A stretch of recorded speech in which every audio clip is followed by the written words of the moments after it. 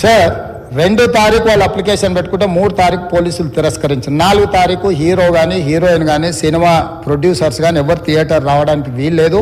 ఈ థియేటర్లో మేము సెక్యూరిటీ ఇవ్వలేము. ఈ థియేటర్కు ఉన్నది ఒకటే దారి. ఈ దారిలో ఇంతమంది వేలాది మంది అభిమానులు వచ్చినప్పుడు మేము కంట్రోల్ చేయలేము, వద్దు అని తిరస్కరించారు. తిరస్కరించిన తర్వాత కూడా 4 తారీఖు 9:30 ప్రాంతంలో హీరో రావడం జరిగింది.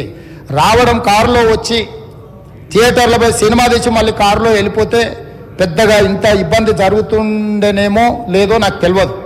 కానీ ఎక్స్రోడ్ చౌరస్తా కంటే ముందు నుంచే కారులో రూఫ్ టాప్ ఓపెన్ చేసి రోడ్ షో చేసుకుంటే థియేటర్లో పోవడంతో ఆ చుట్టుముట్టుతున్న 7-8 థియేటర్లలో ఉన్న సినిమా అభిమానులు మొత్తం ఇక్కడికే రావడంతో వేలాది మంది జమ అయినారు.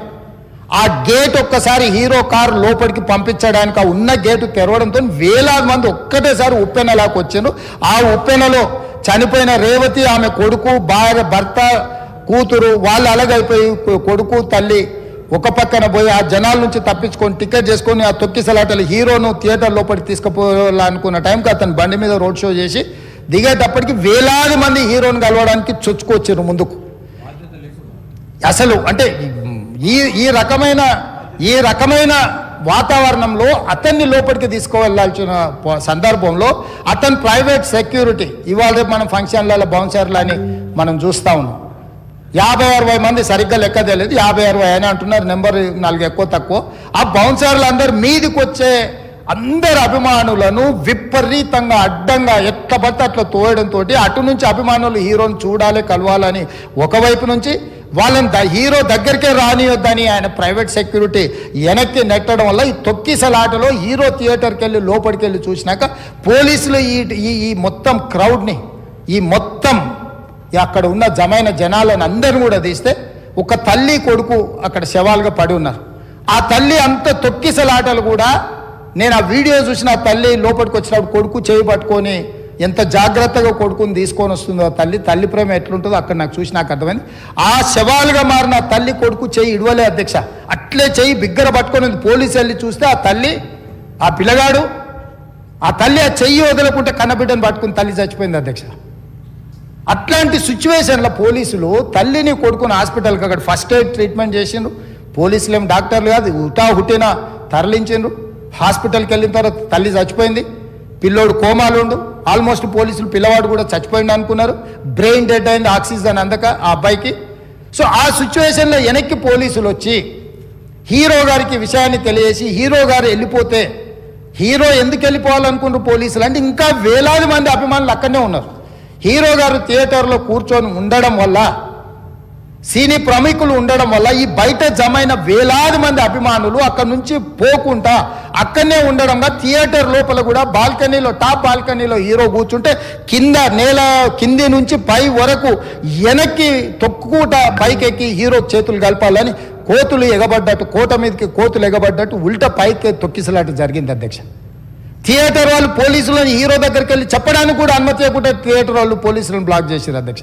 ఎప్పుడైతే హాస్పిటల్లో తల్లి చచ్చిపోయిన పిల్లగాడు కూడా ఆల్మోస్ట్ చావు నోట్లో ఉన్నాడు అని తెలిసి పోలీసులు వచ్చి ఏసీపీ వెళ్ళి చెప్పడానికి పోతే థియేటర్ సిబ్బంది లేదు హీరో దగ్గరికి వెళ్ళడానికే వీలేదని చాలాసేపు పోలీసులను కూడా హీరో దగ్గరికి పోనీయలేదు అధ్యక్ష వాళ్ళ ప్రైవేట్ వీళ్ళు. చివరికి ఏసీపీ కోపం వచ్చేసి మిమ్మల్ని అందరిని తీసి లోపల వేయాల్సి వస్తుందని చెప్పిపోయి హీరోకు ఏసీపీ క్లియర్గా ఇద్దరు చనిపోయినరు, మీరు ఇక్కడ కూర్చుంటే థియేటర్లోనగా థియేటర్ బయట ఉన్న వేలాది మంది ఈ సినీ అభిమానులను మేము కంట్రోల్ చేయలేకపోతున్నాం, ల్యాండ్ ఆర్డరు శాంతి భద్రతలు చేయి దాటిపోయినాయి, మేము లాఠీ చార్జ్ చేయాల్సిన పరిస్థితి ఉంది, మీరు దయచేసి వెళ్ళిపోండి, వచ్చిండ్రు చూసిండ్రు కదా వెళ్ళిపోండి అంటే లేదు నేను సినిమా అయిపోయే వరకు ఇట్లే కూర్చుంటానని పోలీసులతో చెప్పిండని సిటీ కమిషనర్ నాకు చెప్పడం జరిగింది అధ్యక్ష. అదేవిధంగా ఇంకా కంట్రోల్ కాకపోవడంతో అప్పుడు డీసీపీ పై అధికార రంగంలో దిగి వాళ్ళ అందరినీ లోపల వాళ్ళు ఎంబడున్న అడ్డుకుంటున్న వాళ్ళను పోలీసులతో జరిపించి చక్కగా డీసీపీ పోయి హీరో గారికి బయట చనిపోయినరు, పరిస్థితి చాలా గందరగోళంగా ఉన్నది, మీరు ఇక్కడ నుంచి కదలాల్సిందే లేకపోతే మిమ్మల్ని పోలీస్ స్టేషన్కు తీసుకెళ్లాల్సిన పరిస్థితి వస్తుంది, మీరు ఇక్కడ నుంచి కదలాల్సిందే అని బలవంతంగా అతన్ని సినిమా మధ్యలో 12 గంటల సమయంలో రాత్రి 12 గంటల సమయం అట్టిగా ఆ సమయంలో అతను తీసుకొచ్చి బండెక్కిస్తే మళ్ళీ అతను రూఫ్ టాప్ ఓపెన్ చేసి మళ్ళీ చేతులు ఊపుకుంటూ రోడ్ షో చేసుకుంటూ అంటే తల్లి చనిపోయి పిల్లగాడు చావు బతుకుల మధ్యలో ఉన్నాడు, మీరు వెళ్ళండి అని వెనక్కి పంపిస్తే కూడా మళ్ళీ కారులో రూఫ్ టాప్ ఓపెన్ చేసి చేతులు ఊపుకుంటా అభిమానులను సంతోషపెట్టుకుంటా రోడ్ షో చేసుకుంటా అతను వెళ్ళిపోయింది అధ్యక్ష. పోలీసులు కేసు చేసిరు, కేసు మీద థియేటర్కి సంబంధించిన కొంతమందిని అరెస్టు చేసిరు.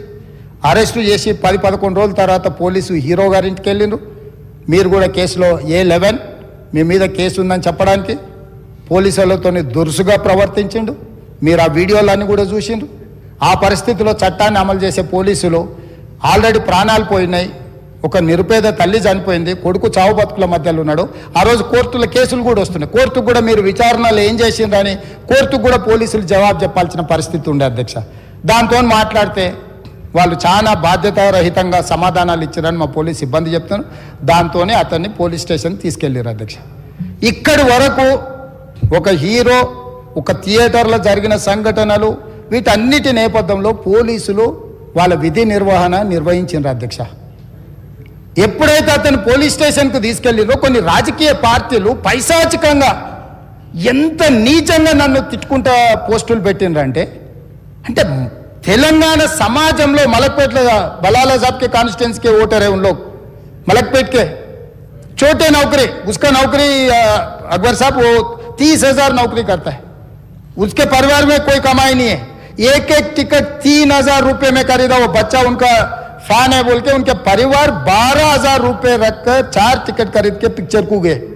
30,000 महीने को कमाने वाले నెలకు 30,000 జీతంతో పనిచేసి ఒక ప్రైవేటు చిన్న దాంట్లో ఉద్యోగం చేసుకునే తండ్రి తన కొడుకు ఆయన అభిమానాన్ని కుటుంబము 12,000 రూపాయలు 3,000కు ఒక టికెట్ 12,000 రూపాయలు పెట్టి సినిమా థియేటర్కి వెళ్తే థియేటర్లో చనిపోయిన 11వ రోజు వరకు వీళ్ళు ఎవరు హీరో కానీ ప్రొడ్యూసర్ కానీ ఎవరు కానీ ఆ కుటుంబాన్ని చనిపోయిన కుటుంబాన్ని కానీ హాస్పిటల్లో చావు బతుకుల మధ్యలో ఉన్న పిల్లవాడిని పరామర్శించడానికి కూడా పోలేదు అధ్యక్ష. ఇది ఏ రకమైన మానవత్వం అధ్యక్ష, నాకు అర్థం కాలే. ఇలాంటి మానవత్వం లేకుండా వ్యవహరించిన వాళ్ళను పోలీసులు విధి నిర్వహణలో భాగంగా పోలీస్ స్టేషన్కు తీసుకెళ్తే ఒక ఆయన ట్విట్టర్లో పెడతాడు అడ్డగోలుగా 10 ఏళ్ళు మంత్రి చేసి ఉద్యమాలు చేసినామని చెప్పుకునేటోళ్ళు, ఉద్యమాల సమయంలో సినిమా షూటింగ్లో జరగొద్దని దాడులు చేసిన వ్యక్తులు ఇవాళ అతను భగవత్ స్వరూపుడు, అసలు అతన్ని పోలీసులు ముట్టుకుంటారా? అసలు ఈ రాష్ట్రం ఏమైపోతుంది? రాష్ట్రం ఉంటుందా? ఈ రకంగా రాజకీయ పార్టీలు అధ్యక్ష, రాజకీయ పార్టీలు ప్రజాప్రతినిధులుగా చనిపోయిన ప్రాణాల విలువ లేకుండా చావుకు కారణమైన ప్రత్యక్షంగా పరోక్షంగా అయిన వాళ్ళని పోలీస్ స్టేషన్కు విచారించడానికి పిలిస్తే కూడా అది కూడా తప్పుపట్టి ప్రభుత్వాన్ని బద్నాం చేయాలి, ముఖ్యమంత్రిని తిట్టాలని ఎంత నీచమైన భాష వాడిన అధ్యక్ష. యూట్యూబ్లలో మీరు చూడండి. నాకేముంటుంది అధ్యక్ష, ఏంది ఆ సినిమాకు స్పెషల్ రిలాక్సేషన్స్ ఇచ్చి ఇవాళ సినిమా ఏదైతే వ్యాపారం చేసిందో సినీ పరిశ్రమను ప్రోత్సహించాలని మొదటి వారం అత్యధికంగా సినిమా ధరలతో టికెట్లు అమ్ముకోవడానికి, స్పెషల్ షోలు వేసుకోవడానికి, బెనిఫిట్ షోలు వేసుకోవడానికి ప్రత్యేకమైన అనుమతులు ఇచ్చింది నా ప్రభుత్వమే కదా, మా ప్రభుత్వమే కదా అధ్యక్ష. సినీ పరిశ్రమను ప్రోత్సహించాలనే మా విధానం. ప్రోత్సహించే క్రమంలో తెలంగాణ ప్రజల ప్రాణాలు తీసుకుంటే కూడా వాళ్ళని ఏమనొద్దానంటే మీరు లా చేయండి అధ్యక్ష. మరి స్టేట్కు లా అథారిటీ ఉందో లేదో నాకు తెలియదు, కానీ star, film star, super stars or political stars is having some special privilege. If they murdered anyone also